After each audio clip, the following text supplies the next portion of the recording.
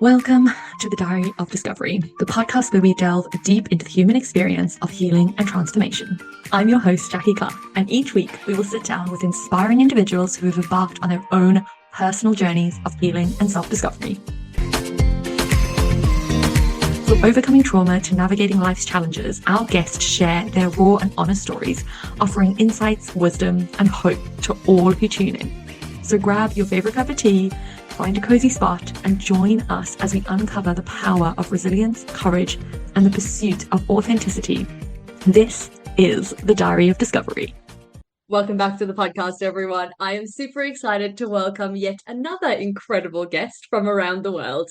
So let's hand over. Do you want to tell everyone who you are and where you are in the world?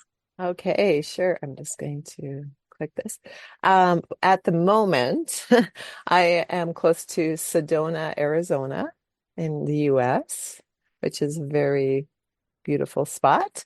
I'm heading towards Mexico, but I am Canadian. So I'm kind of all over the place. It's a beautiful life. So my name is Celeste Odelle, and I am the author of Rerouted Memoir of a Wild Child.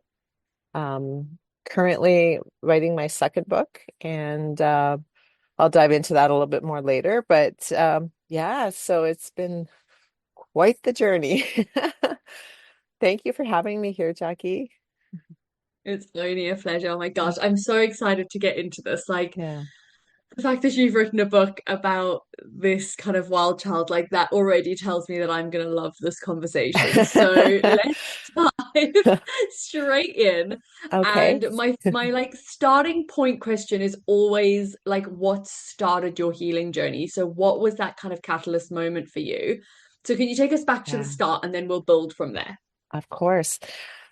Um, I feel like the starting of my healing was the intolerance for the struggle.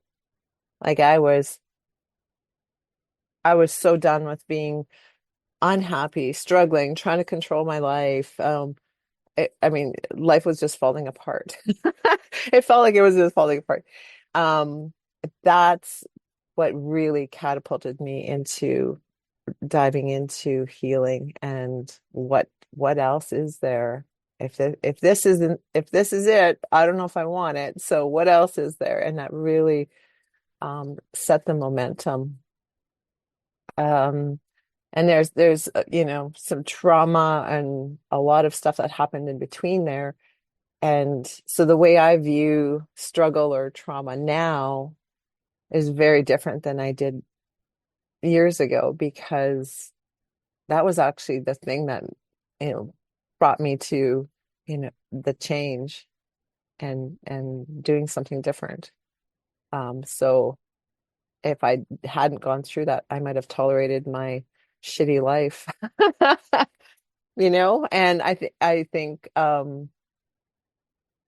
I see it often, and I saw it in me for years, that the tolerance of just barely hanging on, or just barely living in this kind of you know glum existence. um I had enough. that Yeah, I was hear that that. was the beginning.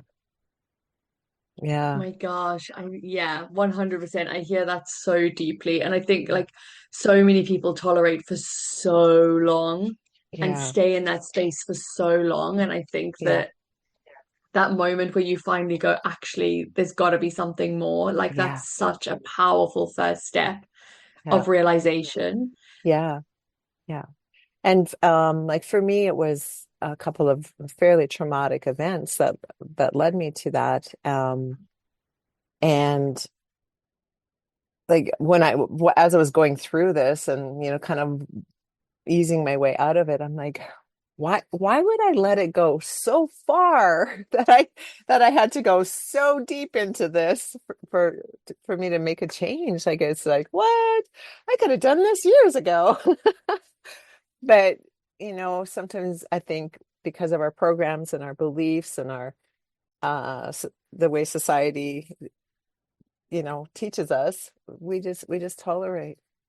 And that wasn't good enough for me anymore.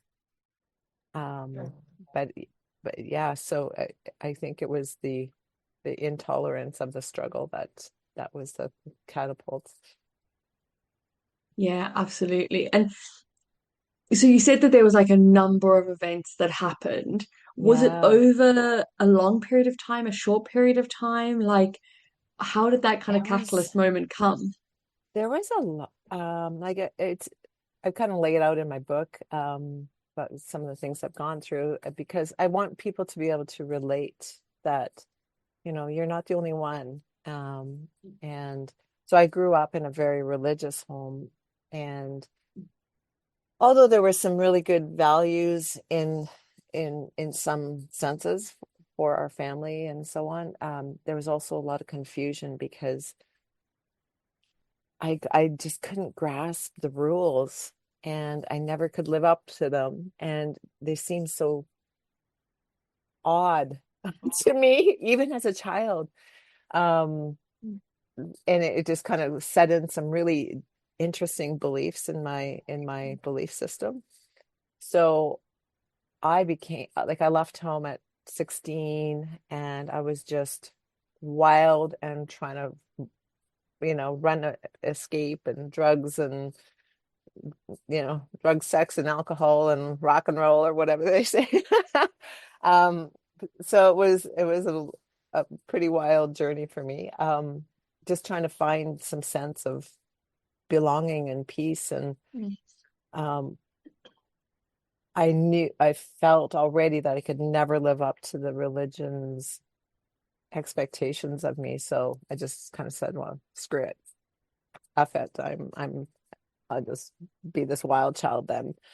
And um that wasn't obviously in my best interest. but but I didn't know. I had no guide. I wasn't taught to listen to my inner guidance, because that's not where this religion was coming from. I know, excuse me, I know all that now, but I didn't know these things then. So I was just floundering year after year.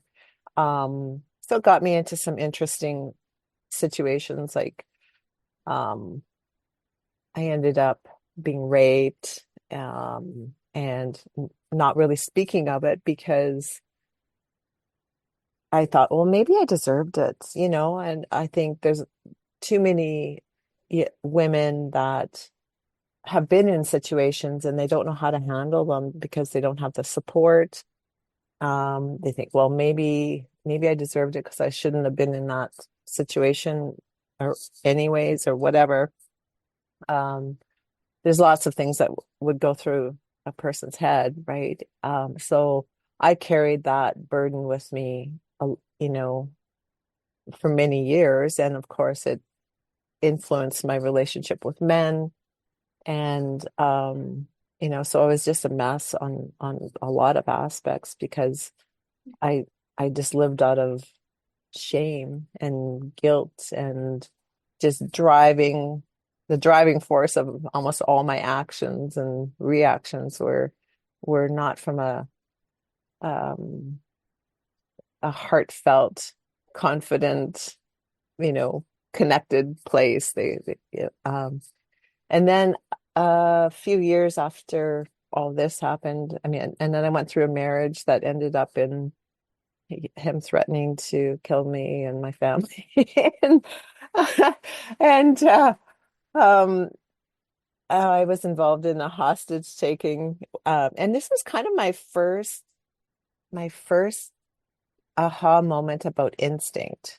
And I always kind of knew there's more than this. There's more than this. I knew it on this other level. I knew that there's more, but I couldn't ever articulate it.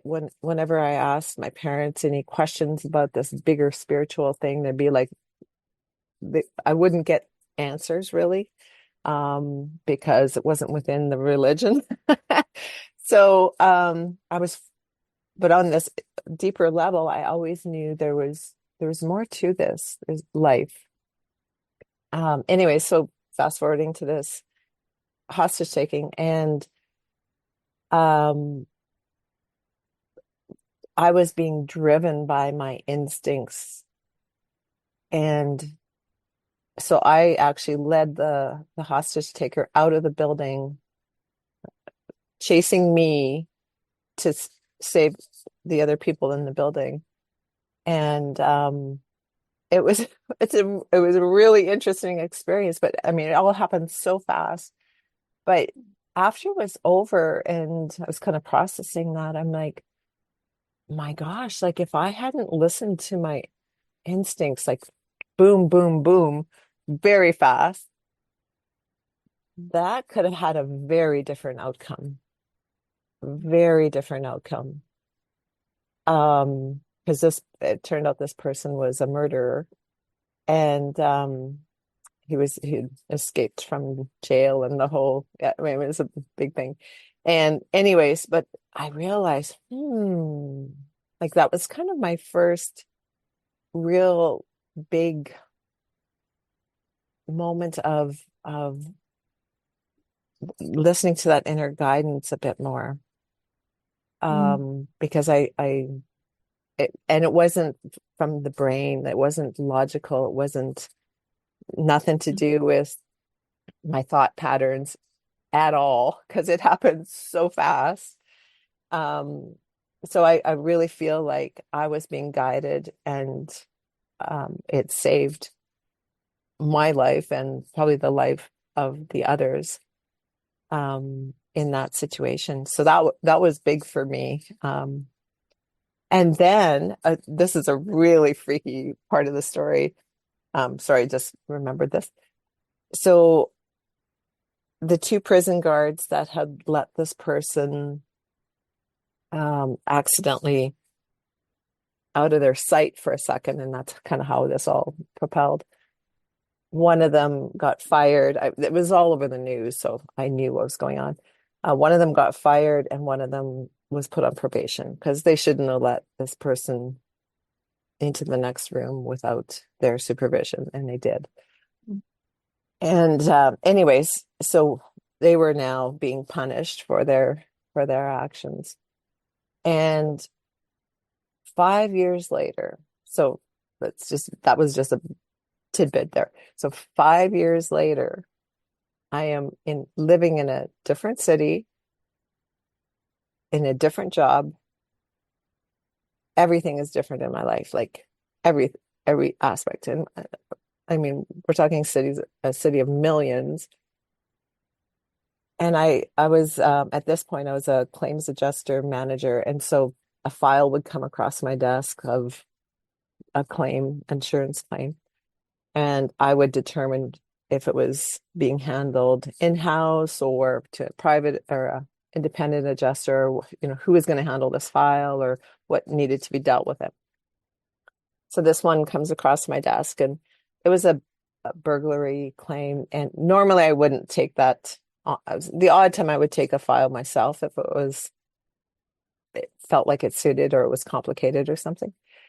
And so this file came across my desk, and I knew exactly who I'd normally hand it to. And something was just pulling me, nope, you need to do this one. I'm like, well, that's weird. Okay. But I listened. And so I made contact with this lady, and she, talked her through the process, and, gave her my condolences for the incident. Because a lot of people that experience that really, it's tough. And she's a single mom of three boys, and she homeschools them. And anyway, so we became not friends, but friendly in this process because um, I had to connect with her fairly often, and this and that, or her to me. And so she had a year to do this, and it was coming close to the year. I'm like, girl, we got to get this figured out because it's almost closing time here. So anyways, we're chatting, and we were having a deeper conversation, and I said, you're really young. She had told me that her husband had died, or she was a widow. That's what she said. And I said, you're really young to be a widow. Like, do you mind if I ask how your husband passed? And she said, well, Well, he was a prison guard um, for this jail, and he got fired for this hostage taking incident. So he committed suicide.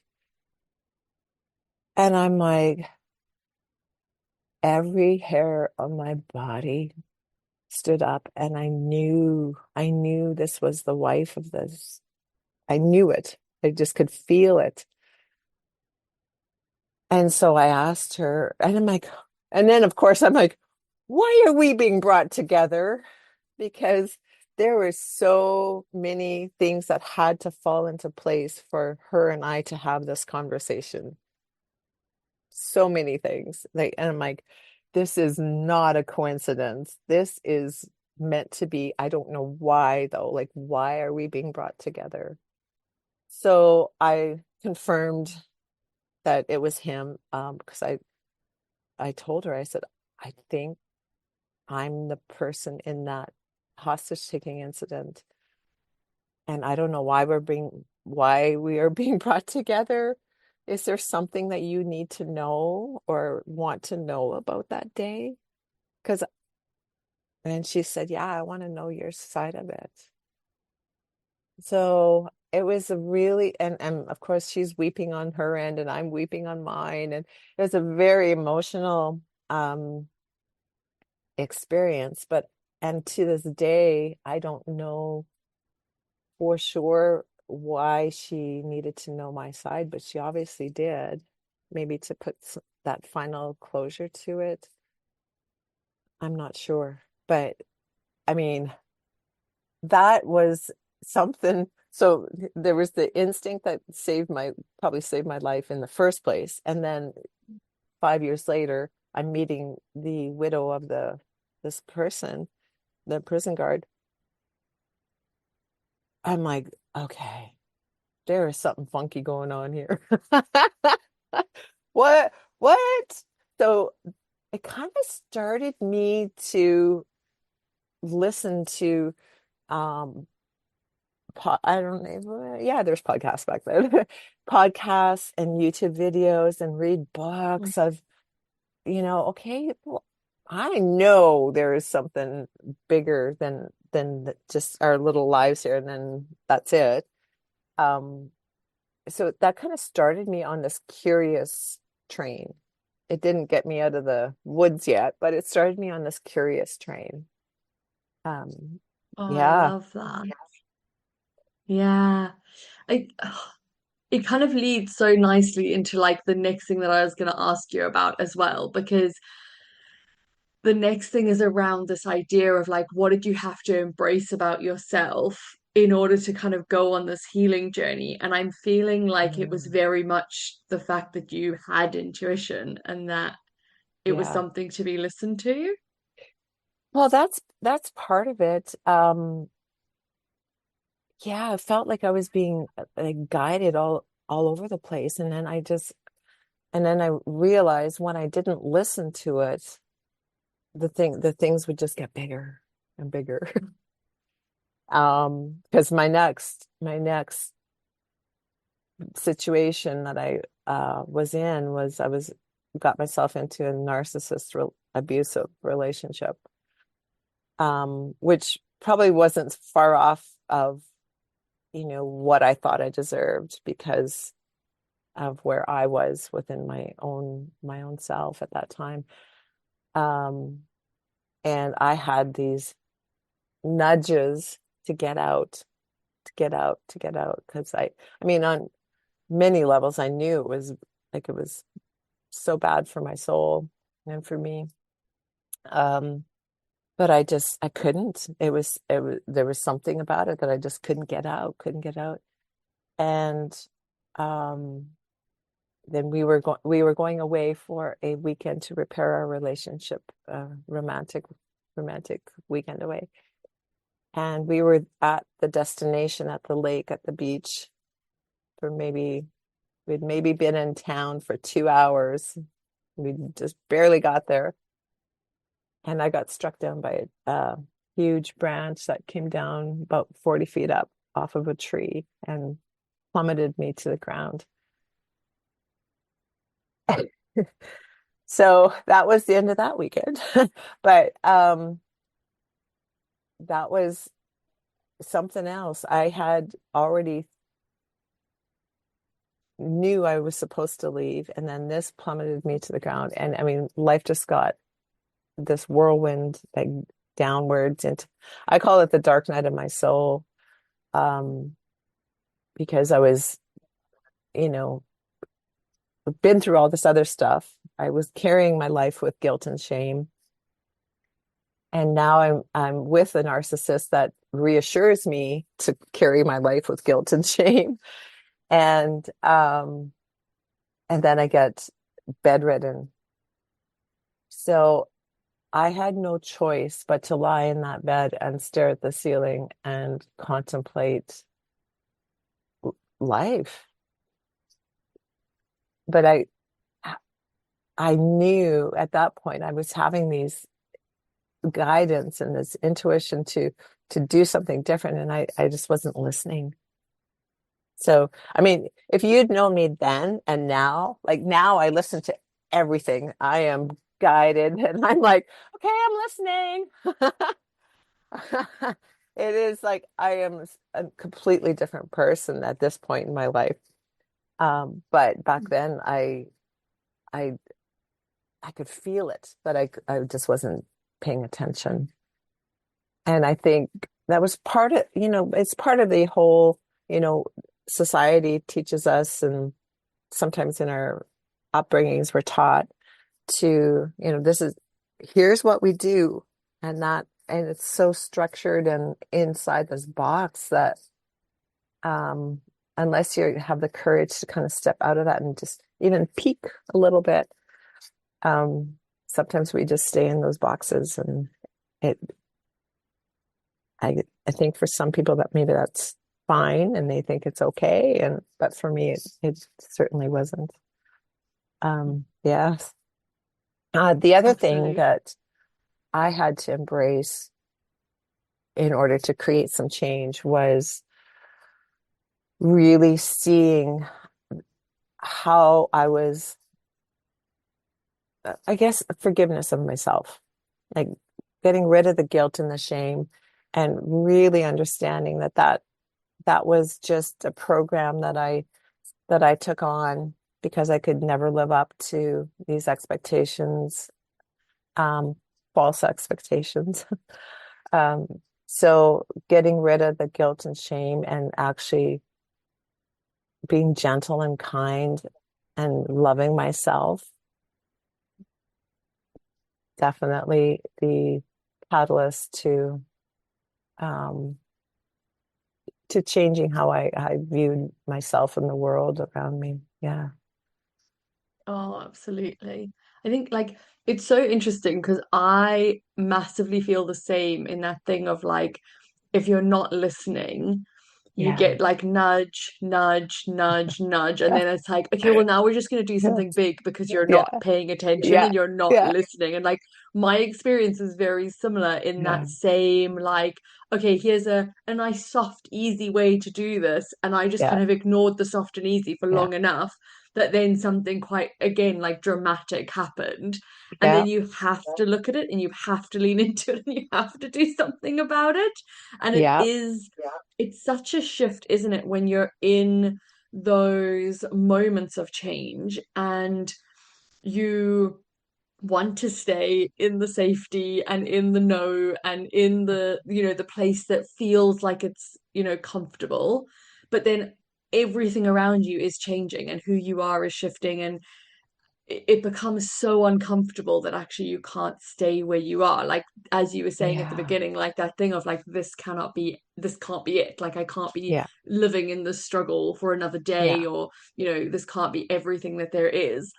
And as you were kind of going through that process, like you've had so many huge catalyst moments, and like I'm so intrigued, and I know we'll be linking to your book at the, in the show notes, but like I'm so intrigued to get into that story and like find out more about how all of this, came together, because a 1 hour podcast is never going to be enough Yeah. to Yeah. go through the journey, which I fully Yeah. appreciate. But I guess like I'd love to know, like, what do you think your biggest outlook change on life was? Like, from that moment where you started to realize to, Hmm. you said, like, you're a completely different person now.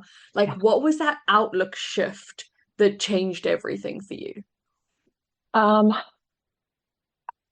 I feel like I used to define who I was by how people were to me, how much money I made, my job title, what car I drove, did I own my house or not? You know, all these other things that society often um, teaches us that, oh, this you are a better person because da da or whatever, right? It's so false.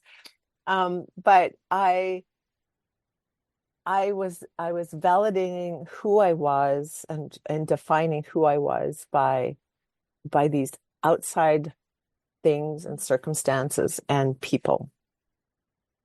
Um, and I mean, I see it now, but most of us are kind of driven by that. And it's uh,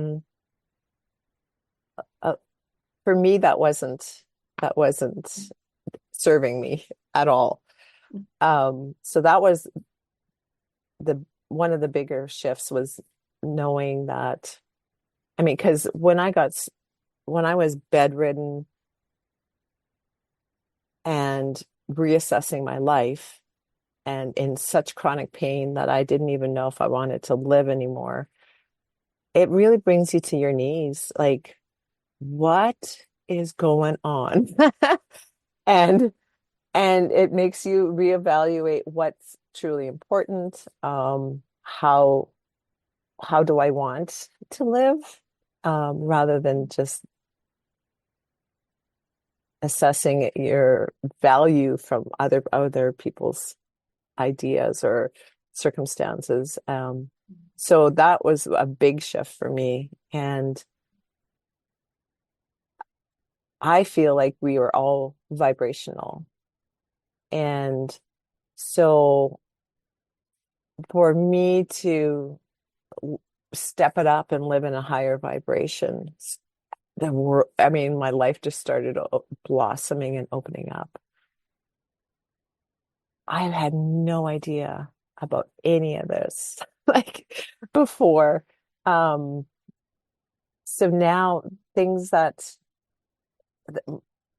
there's so many things that just don't matter to me in this earthly world now, because I live at a bigger purpose. I live at a higher vibration, and so I see things differently. I do not define myself by how much money I make, what I'm wearing, it's like, no. So Love that. it's yeah, there's been a big shift there. There was something else I was going to say around that, but it'll come to me. Oh, absolutely. I think like so I think it's so interesting when you were talking, I was just thinking about this thing like so many people define themselves as you're saying on like the scale of what they earn and what car they drive and like these like what we could call like positive aspects. But then I think there's also so much that we define ourselves on the negative aspects as well. So, like you said about like Mm. carrying that shame and that guilt, and Yeah. like, oh, The but I wasn't able to stories. make that work, or Yeah. I wasn't able to get that result, or, this bad thing happened to me, so it must mean that I'm bad, or I'm not worthy, or like I deserve the bad thing. And that can go, across a spectrum of different type of trauma events.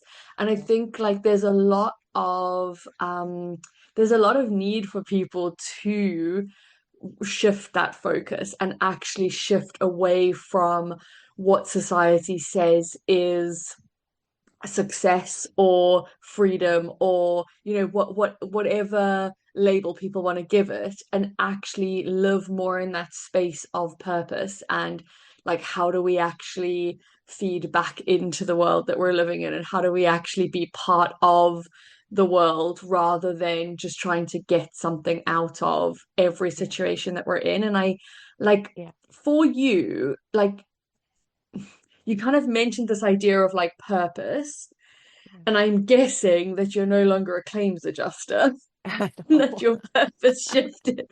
Yeah.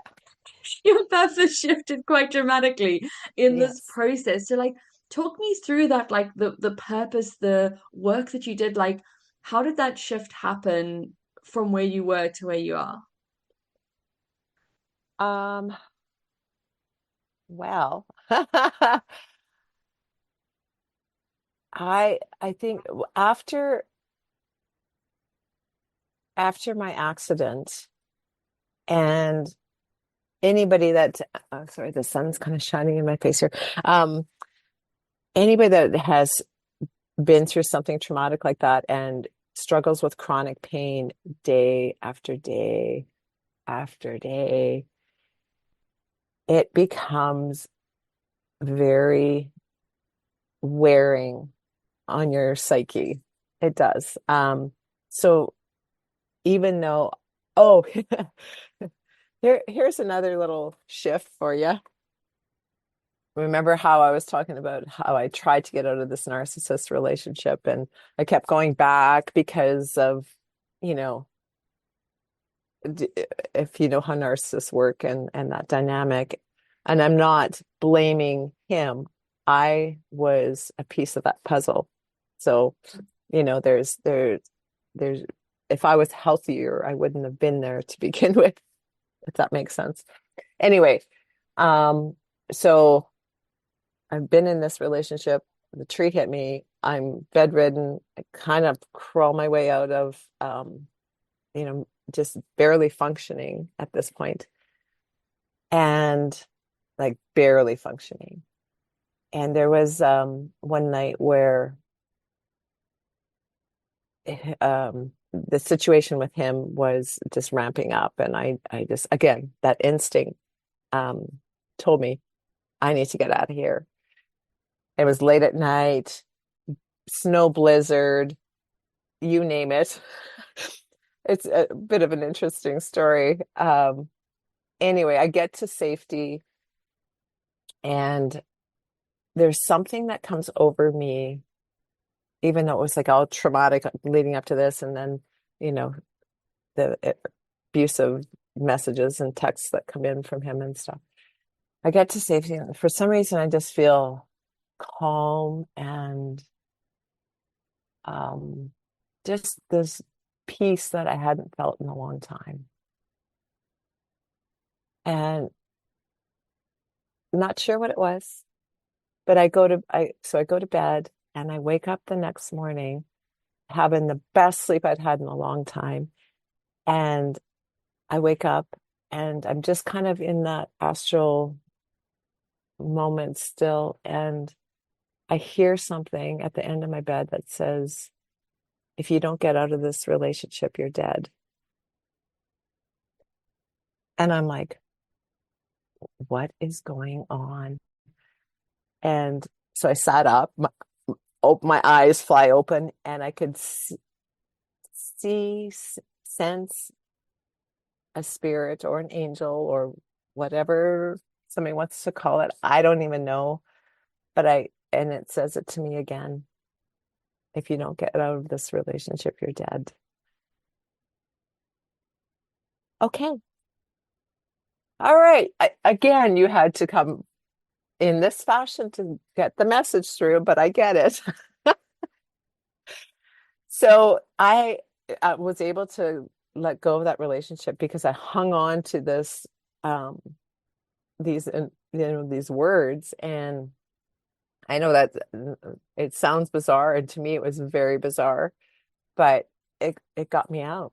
It got me out. And so I started from that moment, I started to kind of unwind all the mess and started to um,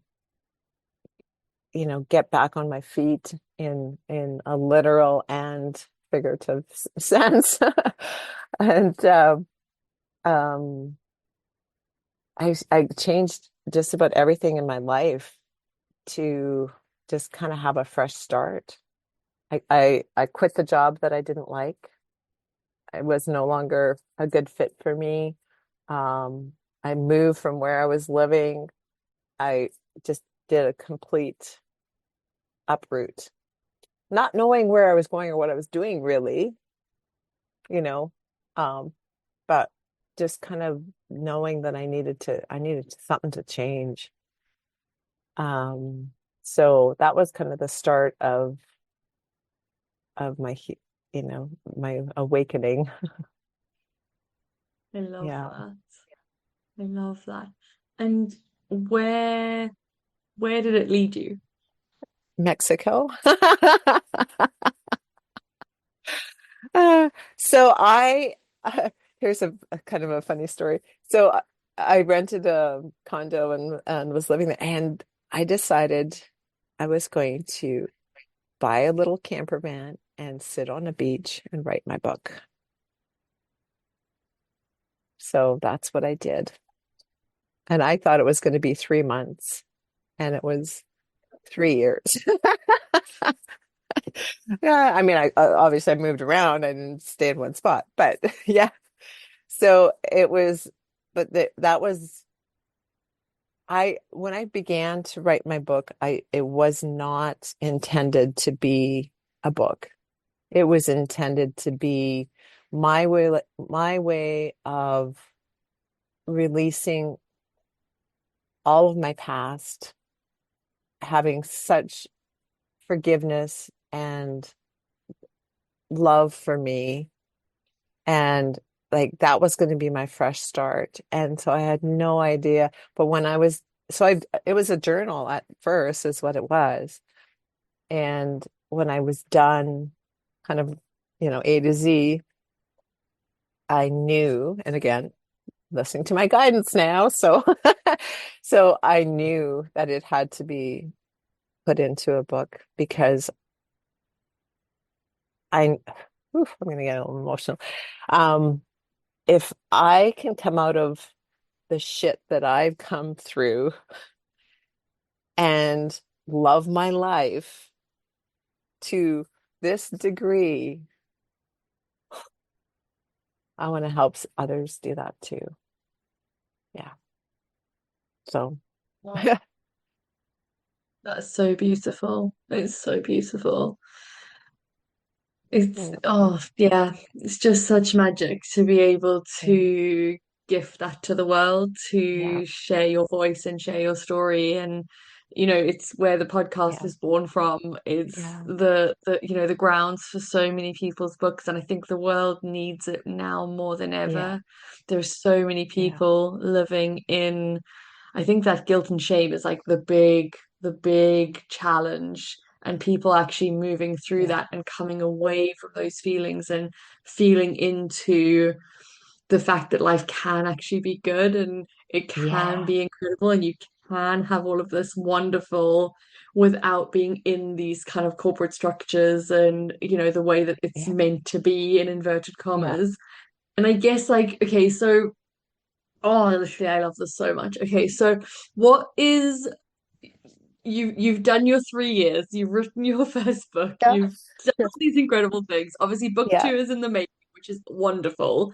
yeah. But like, what would your advice be to somebody who is going through this process now, who's just kind of waking up to this, this can't be all that life is, and is Right. feeling really stuck and really challenged at the moment? Like, what is your advice to somebody in that place? Well, and that's kind of spoiler alert. That's what my second book is going to be about because I don't really get into a lot of that. Sorry, that's sun. It's beautiful. Thank you, sunshine. Um, that I really feel like there are so many people that don't know where to start. They don't know where to begin. They know that they don't really like where they're at, but they don't know what to do. So they just do the same thing. I mean, we've all been there, I think, to some degree. Um, and so that is book number two, because I want to give people the tools, no matter where they are in their journey, to like just practical things you can do to start opening up this beautiful heart of yours to, you know, more in your higher being. Um, so that's, yeah, that's, so spoiler alert there. So I would say, I mean, for me, I got support. I mean, I think, and that's why I do my intuitive coaching now. I do readings and coaching. Um, I had support, and not that I just, you know, rigidly went by everything that this person, you know, guided me to, but it was a way of knowing somebody else kind of has my back through this too, because it can be a lonely experience, I found, to do these changes. And some of the people and things in my life started falling away as I was growing because they were no longer, I realized some of that wasn't serving me very well. So it can be a little bit of a lonely experience to start this journey, I found. So having the support was very important to me. Um, and recognizing that life isn't happening to you, it's happening for you, right? The belief that life is happening to you just keeps you stuck in that victimhood. And um, even the trauma and the other things that I went through, now that I see that everything was happening for me, I don't have a big story around it anymore. I don't have this. I mean, I had stories coming out the yin yang. I mean, but none of them were serving me. It was like, okay, if life is actually happening for me, then it changed my perspective. And it didn't make me feel angry or mad. It was just, oh, that's interesting. It was very different because, you know, if something bad happens, you automatically think, oh, it's, you know, we should be upset about this or whatever. But it was more of a, you know, again, that curiosity started coming in. And then the other thing I would really love to get through is this vibrational thing. And I walk my clients through how to raise your vibration, because even when I didn't always, at the beginning of my, you know, awakening journey, I didn't always understand logically um, these things, or how to do, like I was a big how-to person as far as, you know, because, you know, my jobs and this and that, you know, it's pretty logical and structured. Um, so to step away from that and just trust. Um, Mhm. so this vibrational thing was like, I started to practice raising my vibration every single day. That's how I started my day. I had no idea if that was going to make a difference or why am I doing this? But I started to recognize that the more I worked on that and just started to raise my vibration, like I mean, the world just started opening up to me in so many ways. It was like, yeah. And so the more that would be, I think, the number one biggest thing that if somebody can, I encourage you to practice, and I can help with that kind of stuff if somebody wants some support, is raising your vibration. Um, because the old doesn't work for you anymore. When you start doing that, you'll see exactly what needs to be healed and let go of as you do that. It's so magical. Yeah, oh, 100%. Mm. So I'm gonna ask you the question, if you had to give me one example, your favorite way of raising your vibration, what would yours Um, be? well, for me, I have two. Can I give you two Yes. favorites? Well, one is meditation, and I, get into my zone and um, really think of things that are serving me in a higher light and all that stuff. Um, I again, I could walk somebody through that. I probably won't do that today, but I could walk that through somebody in a session. So meditation for sure is one of them. But the other one is turn on some disco and let it move. Like just shift your energy somehow because sometimes we can get so um you know trying to figure things out from here or if you're kind of feeling low, put on some music and dance it out. Like be goofy, I don't know. Like just anything, because it doesn't always have to be. I realized it doesn't always have to be this like heavy thing. It can be something silly. So Oh, those are my absolutely. two I love that favorites. so much. Yeah. Well, so like I love asking this question because Oh, I am very much of the mindset that it doesn't have to be exactly like you're saying, like it doesn't have to be something super structured. And yeah, my favorite way of shifting energy and raising vibration is exactly that. Music on, dancing around, yeah, like just showing up in the biggest expression of myself.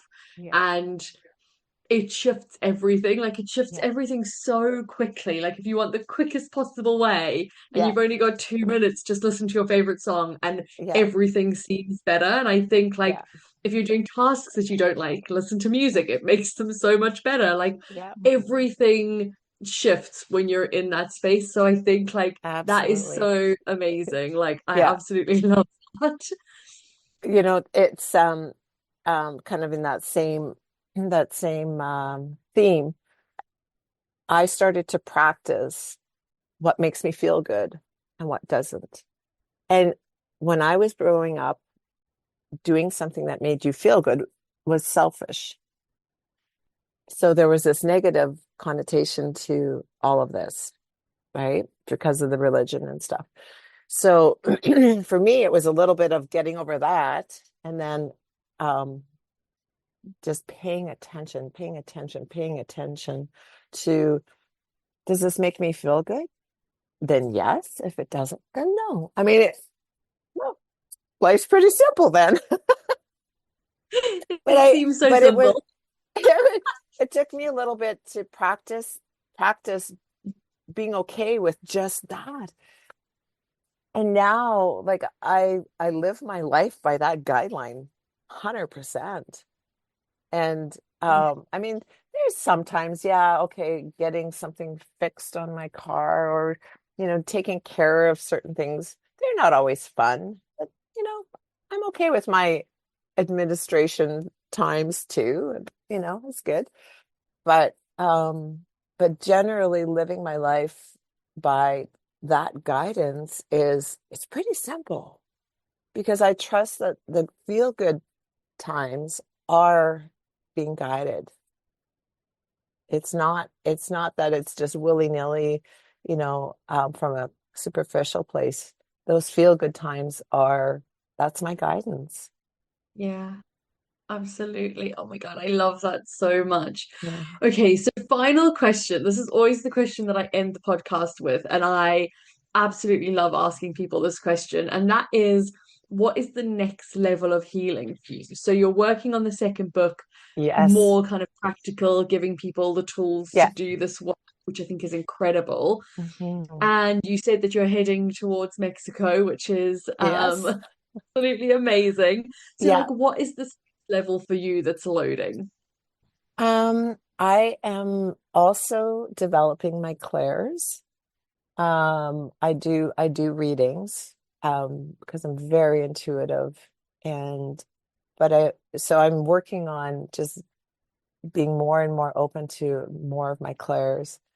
So that's been really fun and interesting and um I I do have my daily practices for sure and I stick with those that they are just they're the reason I get up early every morning, and I just love it. It's like this yumminess that I start my day with. Um, so there's always some things that come up that, need to be healed and let go of. And so I think that will probably continue till the day I,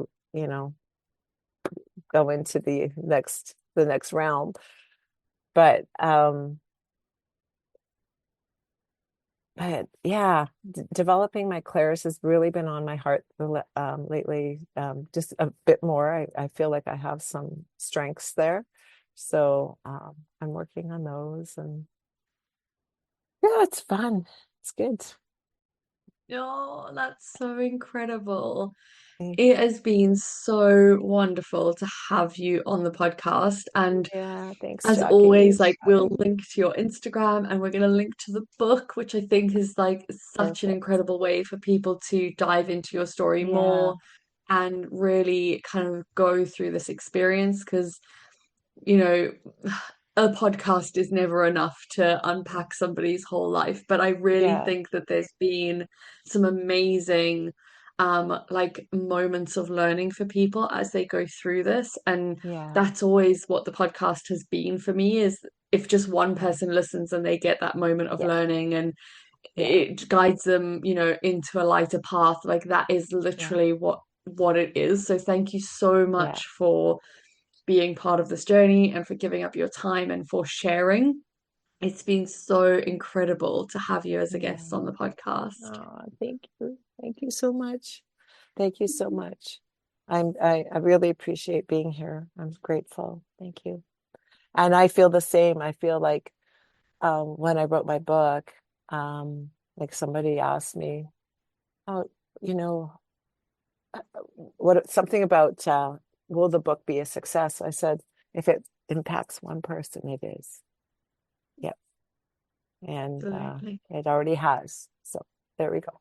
I Yeah, love that. Thank you yeah. so much. I think especially with the energy is very fast right now, and the world is going through a lot. I feel like the more of us that can be lights to others and help them shine brighter, the better. Like the better this. That's my purpose right now, to um, just be do my part in making this world a better place. Yeah, I love that. Thank you yeah, so much. yeah. Thank you, Jackie. Thank you for listening to another inspiring episode of The Diary of Discovery. If you found value in today's conversation, don't forget to subscribe to the podcast and share it with your friends, family, or anyone else you think might benefit from the stories of hope and transformation. Your feedback means the absolute world to us, so please take a moment to leave a review on your favorite podcast platform. Your reviews help us to reach even more listeners and continue to bring this meaningful content to the world. Until next time, remember, your healing journey is valid. You are never alone, and you have the strength to get through this. Keep shining bright, and we'll see you in the next episode of The Diary of Discovery.